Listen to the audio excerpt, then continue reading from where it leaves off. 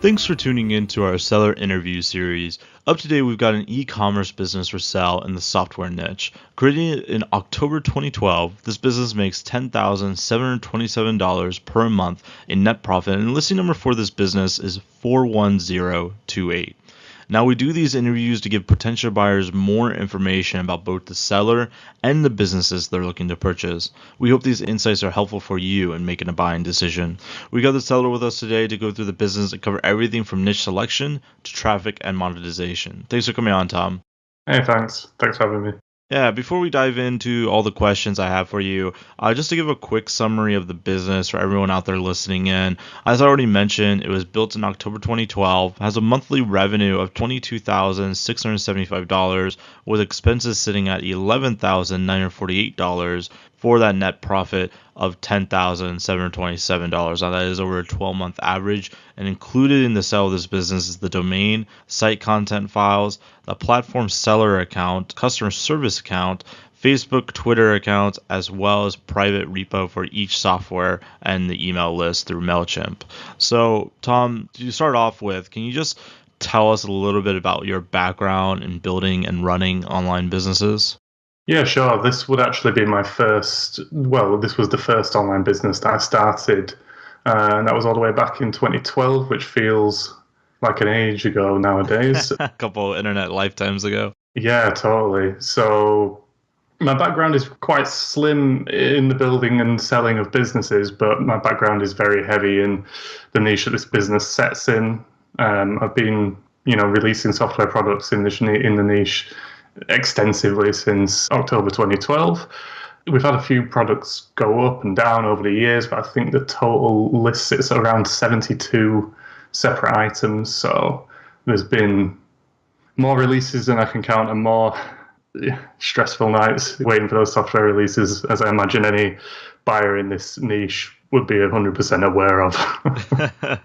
So it sounds like you delved pretty deep into this niche. As you've mentioned, it's been around for years, tons of different products that you kind of launched in the space. How did you come up with the idea to start this business? Without giving away the niche or anything like that. Was it, just something you were into? Was it, competitor research? What was it?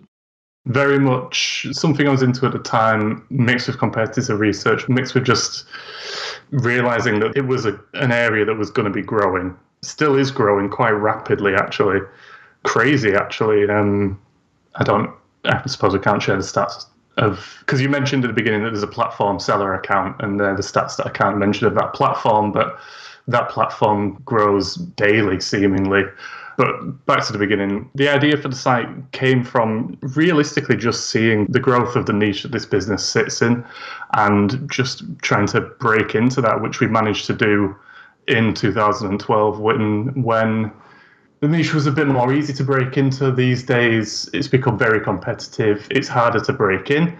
But one of the great things about the business that I'm selling is that it's already done the breaking in. It's already very well known in the niche, and we have certain perks associated with that. Yeah, I could believe that, especially, it sounds like you're a mature business on a mature platform as well. So that is kind of the best combo there. For someone that is looking at this business and maybe, they're not super familiar with e-commerce in general, and I know yours is especially unique in the software niche, could you just briefly describe how this business is making money? Yeah, sure. So we create a software-based product which we sell through a third-party platform, the main source of traffic for the business, but we'll come over to that later, I'm sure. And what they do is they host and resell products. We take profit at the end of every month. Now, when I say small cut, people will immediately notice that our expenses are around 50%. Those expenses include hosting, an employee, as well as some partner revenue shares with designers to go alongside the software that we develop. Interesting. I'm sure we'll get into that here shortly, but as you mentioned, and as I already said, it's a mature business and a mature marketplace. It's making a pretty healthy net profit with the chunk that you do take home. Why are you selling the business? Why not just keep it and grow it? I feel like at this point, I've taken the business from the early days in 2012 when the market was a bit less competitive.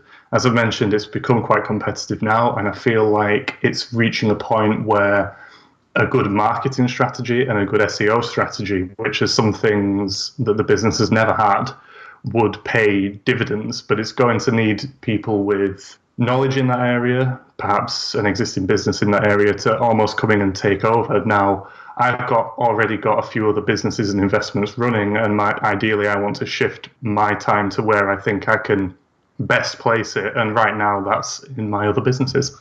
Are you planning on doing anything with the capital that you get from this sale? Are you going to invest into these other businesses of yours? Or are you going to take a round the trip vacation of the world? What are you going to do? I might take a vacation, that's for sure, but Excellent. probably get our house finalized. Nice. Very cool. So you're looking to use the sale from this as kind of a down payment on a home? That would be good, yeah. That would be fantastic. It'd be a good sized down payment for sure. Yeah. So when you first started this business back in 2012, what was the trajectory like for those first few weeks and months? Did you release products every week, and did you see customers coming in pretty steadily, or was it more of a slow build up? Yeah, it was kind of a meteoric rise, actually. It was kind of crazy. So back in those early days, I was releasing up to around 3 pieces of software every month. And we went from 0 income to, I think some of those early months were nearly 20,000 revenue all the way back then, within around 6 to 8 months. And that was with the regular releases. Once we got up to that level, I dialed the releases back and just switched into a more of a maintenance mode. So right now in 2017, we're releasing on average about 1 piece of software every 3 months. So we've dialed the amount of work that has to go into the business right back, but we've managed to maintain a very similar monthly revenue to what we have for almost the entire time the business has run. Now, when you're releasing this software, when you were doing it once per week and now once per 3 months, do you have like a methodology that you know and understand that will sell, or do you design a lot of the software kind of based on gut? The method I've gone with mitigates risk, really, and that is to play to my strengths and understand my weaknesses. So I'm a much better developer than I am a designer. And what I chose to do was work with designers who also use the same third-party platform for selling that I do, and to actually work with their designs to release a new piece of software that's based upon their original work. The reason that method has worked is that sales numbers are available on this platform. So I'm able to view how well a product's doing before I decide to take it on and evolve it into the software that I release. And there is a revenue share involved in working with designers like that, and that plays into the monthly expenses that we mentioned earlier. So using a methodology, it's been reasonably simple to estimate how well a product's going to do. I can think of maybe 1 or 2 times in 70 plus releases that we've been surprised by the sales numbers, either upwards or downwards. That's a really interesting strategy. I really like it. So you're basically finding designers who are already selling on the platform because you can see their sales numbers, reaching out to them, partnering with their design and your coding or software to make a perfect little package there. I think that was a pretty smart move. Is there anything you learned, and maybe this is the thing you learned, but is there anything you learned from this business that worked really well for you that you're going to apply to future businesses that you're working on? For sure, it's just sitting down, having a think about where strengths and weaknesses lie, and being really honest with yourself with that regard. Back in those early days, back in October 2012, the first few items I released were 100% my design, my code, and it only took those first few files to make me realize, hey, this isn't going to work if I'm still building these. We need to work with someone who actually can do this. So moving forward, just a truly honest self-appraisal will go a long way. Yeah, taking stock of where your strengths are and where your weaknesses are can be very, very powerful when you're going out building the business. So Is there anything on the other hand that didn't work for you? Maybe something you thought was going to be successful but didn't quite meet up to expectations? Yeah, sure. throughout the time running this, I've always known that one of my weaknesses has lied in marketing. And I've been quite lucky that third-party platform that we sell through has helped me along over the years. You know, we've been featured, we've been part of mail blasts, we've been on their Facebook, we've been on their Twitter, we've been very heavily featured by the platform. And I've always just let that sit. The traffic has always been insane, the sales have always been fantastic.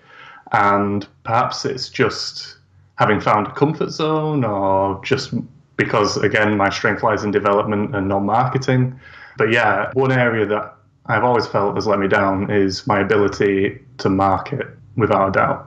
Yeah, I could see that being a downfall, not having a marketing plan to sell the products. Obviously, the product seems like it's, doing pretty amazing. You're getting a lot of sales anyways without that. So it's definitely an opportunity and something we can explore here in another question. But before we do, just to talk about a bit about your traffic, are you getting the majority of your sales from this, third-party platform that you're marketing or selling your products on, or are you also getting traffic to your main site? Are you doing organic traffic, any kind of social, anything like that? Social, we do very little of. We use Twitter to communicate with people who may have questions or just want to tell us that they love the product or rarely hate the product. So any traffic we get is 90% through the platform, possibly even higher. We get around 10,000 views a month directly on our own site, and that's just been 5 years of organic growth, blog posts. We keep the portfolio up to date. The site's just had a major redesign and is looking pretty great, if I say so myself, at the moment. And everything has just happened organically. We've never run any link building. We've never run any SEO, truly. And it's good because everything's remained stable because of that. We've never been hit by a Google algorithm change or anything crazy. So you mentioned you had a blog. Are you blogging like once per week, or are you only doing blogs when you release a new software? Well, we currently blog around 2 times a week. That's part of the employee who will be staying with the business. He is in charge of, he looks after customers, he looks after issues, he looks after bugs, he looks after customer satisfaction. And when he's done with all that, he finds time to put out around 2 to 3 blog posts per week. So is this like a freelancer contractor, or is he like an actual employee of the business? He's a full-time employee. He's been with us for just over 2 years now, and he knows the business inside out, really. He knows every product, he knows how to look after them, he knows how to operate on the third-party platform, and yeah, he's fantastic, really. And I would say he's very instrumental in the takeover of this business.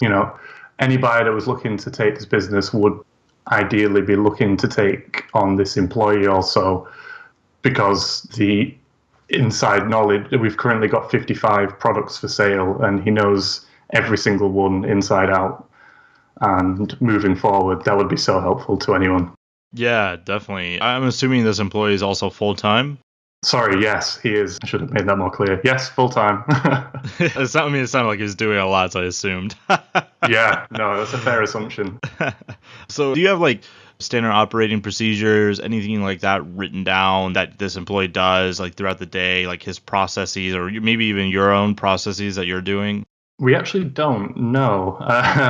Not the best answer to that question, I know. No, it's fine. It's fine. Most people don't. The entire time the employee's been with us, we've been running very smoothly and just keeping the products up to date, keeping all bugs fixed, making sure every single buyer that contacts us is happy, making sure that they can use the end product correctly. And most importantly, he also used to run through this third-party platform. He's recently stopped selling through there now, but he knows how to run the business. Basically, he's done it for himself, and now he more or less does it for me. It's fantastic. Nice. Very cool. So when you come to code your products or develop your products, are you developing them, or is he developing them, or is it a combination of both of you? Currently, I'm the primary developer. He is more in charge of the bug fix side of things. Let's say like that a buyer looking at this business, he's really interested, but he has no developing skills whatsoever. What would you suggest for him to do so he can still come out with new products? There would need to be a plan put in place for hiring more than likely a full-time developer or a development company that would be willing to create products for sale on a product-by-product system. Any buyer of this business is either going to have to do one of two things, in my opinion, and that would be to create a stream of new products or implement a very comprehensive marketing and SEO plan. I would say that ideally, a reasonably full-time developer would be a fantastic idea if the buyer was not into development themselves, just to keep the new products flowing. There is a product flow requirement, really, of the third-party seller. I'd say one product per 3 months is the sweet spot right now. And honestly, that could be covered by a part-time developer. A full-time developer would obviously be able to increase that to, say, one per month. And there is definitely a certain amount of get out what you put in. Yeah, definitely. Ideally, it would be both, right? That there would be a full-time developer and a comprehensive marketing plan, which would probably be the best of both worlds if someone really wanted to scale the business. Oh, yeah. Before we move from this point, let's say a buyer does buy the business and he, as I mentioned, has no real developer skills. Would you at all be open to helping that buyer identify what he would need in a developer? Yeah, I'd have no problem. I think it's apparent on my listing on Empire Flippers that I'm willing to contract for any buyer for any given amount of time. Okay, that's realistic. Cool. Yeah, obviously not. Tom can work for me for 14 hours a day, every day. When it comes to your products, do you find that one or two of the products are earning the lion's share of the money, or is it kind of spread throughout all the different products?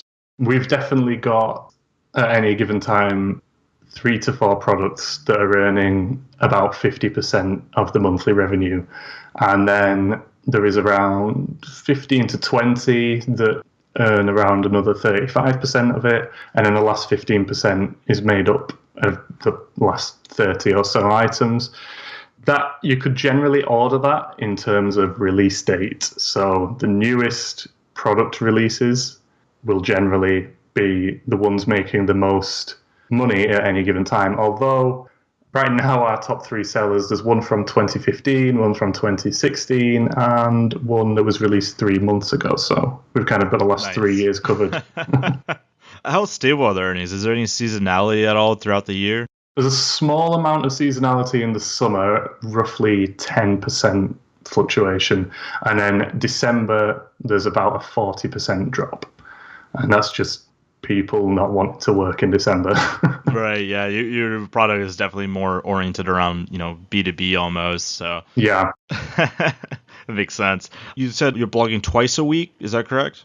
Yes. Is your employee doing like keyword research? What kind of blogs are you guys putting out? Just more information about the products, I'm assuming? So we do a small amount of product blogging. We also mix in some tutorials, reviews of other pieces of software in the same niche. And right now we're building like top 10 lists of our software and other people's software that fits the same niche, just to kind of build traffic.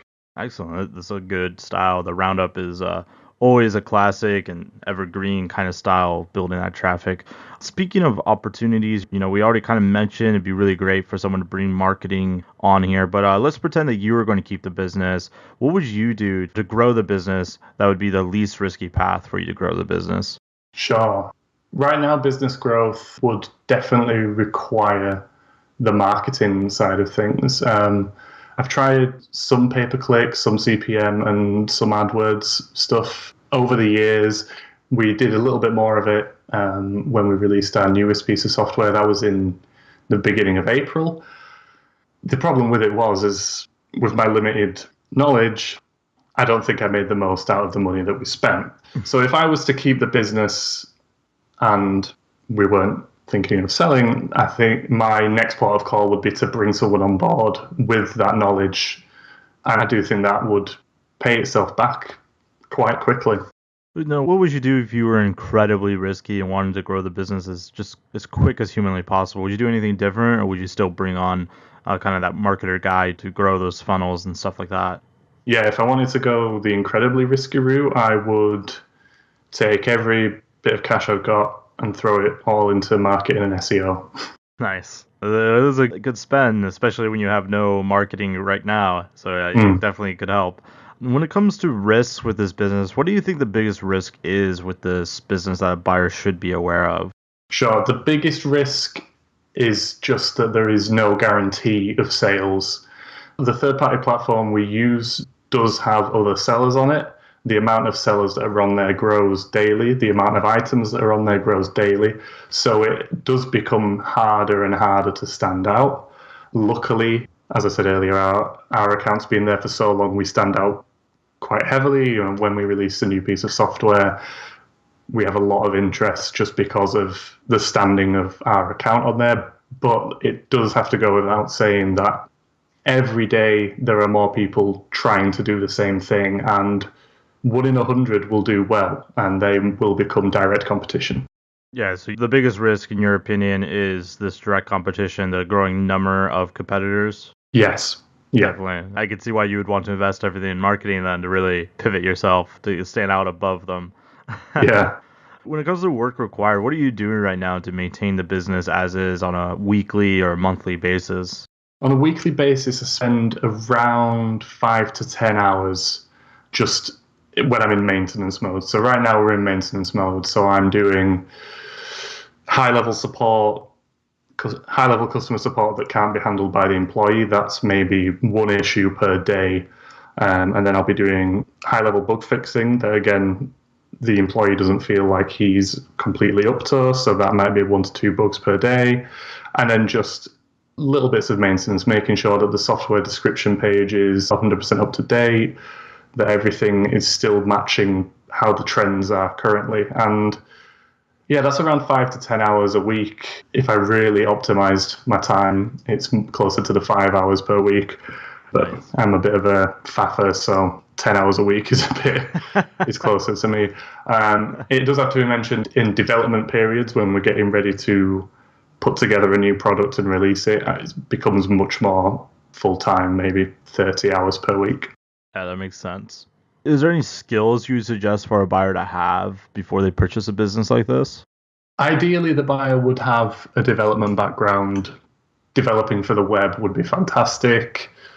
An SEO background would be very useful, as we mentioned. Same with marketing. I think there's some real opportunities here for people who really make that their living. It's their passion, But I think any reasonable background in making and releasing products for the web is going to see people a long way toward truly understanding and running this business. Now, moving into some wrap-up questions, would you be willing to commit to a non-compete with the buyer? Yes, if we were to get the correct sale price. Again, there's a lot of competition in this niche, so it might not be overly helpful to have me removed from that. However, if the right buyer felt that was needed, I would be happy for that. Excellent. Now, you already kind of mentioned what kind of support you'd be offering earlier, but could you just again kind of list out what kind of support you are going to give to a buyer?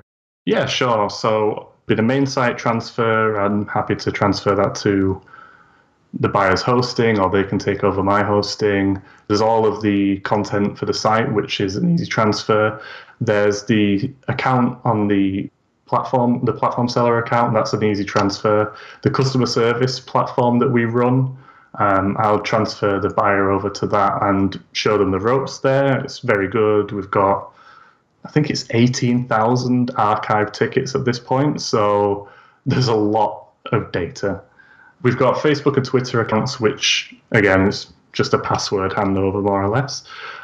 We do have private software repos for each software package that we sell. There is a private repo for that.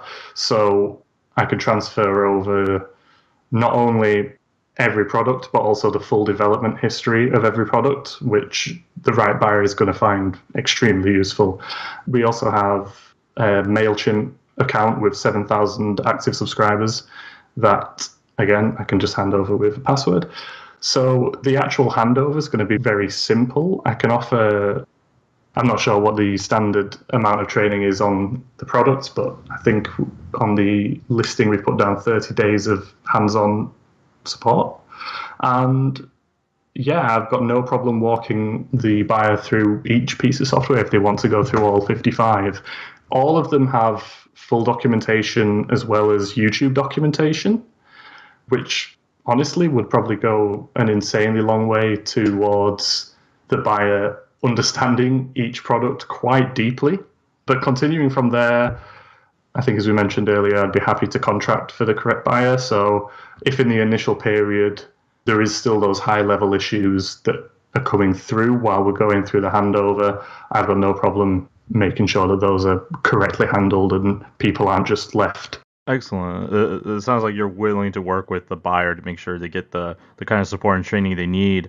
Now, moving over more to the actual sale of the business, obviously the best case scenario here for you and for Empire Flippers is someone comes in and buys the business for full list price. But that being said, would you at all be open to a split or earn out, say 80% down, 20% after reaching a certain kind of training threshold, or perhaps over a few months in an earn out, something along those lines? Yeah, given the listing price, that would be understandable, and I'd be happy to go for that. Excellent. Very good. So I have one more question for you, Tom, but before I ask it, I want to just, dive into a recap of the business for everyone listening in.